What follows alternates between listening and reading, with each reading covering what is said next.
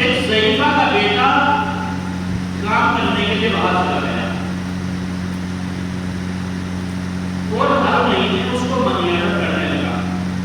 پہلے منی آرڈر ہوتے تب تو انسان ایڈوانس بنا ہے تو اس کو منی آرڈر کرتا رہا. اب ہر مہینے منی آرڈر گھر تک پہنچتا رہا. اب ضعیفہ پڑھی لکھی تو تھی نہیں اور جس سے اس نے اس کاغذ کے بارے میں سوال کیا وہ جیسے ہی تھے. تو اب اس نے کیا کام شروع کیا ہے تو ہر مہینے آتا ہی ہے اسے اٹھا کر اپنے ایک گھر کی دیوار پر چسپا کرنا شروع کر دیا. لوگوں نے اس کے حالات دیکھے, حکمرانی کے حالات دکھانے پیچھے تو کچھ بھی نہیں ہے. سوال کیا کہ میرے بیٹا ہے اور ماشاءاللہ اچھا کماتا ہے, باہر دیش کام کرنے کے لیے گیا ہوا ہے, پھر تو بھی مجبور ہے اس طرح کی زندگی بسر کر رہی ہے, فاقوں میں فاقے گزار رہی ہے, حکمرانی والی زندگی گزار رہی ہے. آخر وجہ کیا ہے؟ کا وجہ یہ ہے کہ میرا بیٹا پیسے بھیجتا ہی نہیں, کا کچھ بھی نہیں بھیجتا, کا نہیں پیسے تو نہیں بھیجتا, لیکن ہر مہینے ایک کاغذ آتا ہے وہ میں جا کر اپنے گھر کی دیوار پر چسپا کر لیتی ہوں. اس نے کہا چلو مجھے بھی دکھا وہ کاغذ کیا آتا ہے.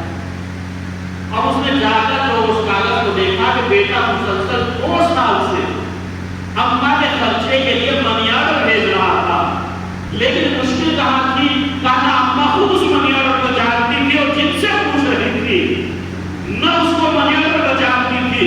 یہی قرآن کے ساتھ مسلمانوں نے کیا, تب ان کو تو چھوڑ دیا کہ جن سے قرآن جانتے تھے, جو قرآن کے ہوتے تھے. اب ان لوگوں سے قرآن لیا تو قرآن نہیں جانتے تھے, اب سے پوچھا تو نہیں ہے. اب یہ ساری مشکلیں کھڑی ہونا شروع ہو گئی. اب اپنا آپ کی مصیبت میں گرفتار ہوا, اپنے خاندان کو مصیبت میں گرفتار کر دیا. جبکہ اسلام اتنا دقیق مذہب ہے, اسلام نے آپ کے اس مقام تک کے احکام بیان کیے کہ جو انسان کسی سے شیئر نہیں کرتا اپنی باتیں, وہاں تک کے بھی احکام بیان کیے. مثلا بہت سی چیزیں ہم سوچ کے اور پڑھ کے ایسے بڑے آسان سے گزر جاتے ہیں. اسلام نے آپ کے ٹوائلٹ کے احکام بیان کیے. ان میں سے ایک حکم یہ ہے کہ جب پھلدار درخت کے نیچے آپ اپنی رفع حاجت نہیں کریں گے. اور کیجیے گا بات, مسئلے کے اہمیت کو سمجھیے گا. کس لیے نہیں کریں گے رفع حاجت؟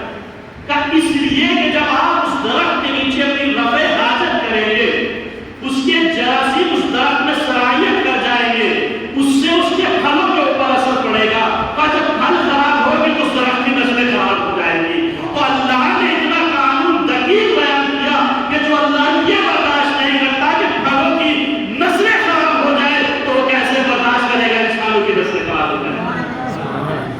مشکل یہی رہی کہ اس قرآن کو جسے اللہ نے ہدایت کا سب چشمہ بنا کر بھیجا تھا, ابتدائی قرآن نے اعلان کر دیا ذالک الکتاب لا ریب فیہ, یہ وہ کتاب ہے کہ جس میں کوئی شک و شبہ کی کوئی گنجائش نہیں.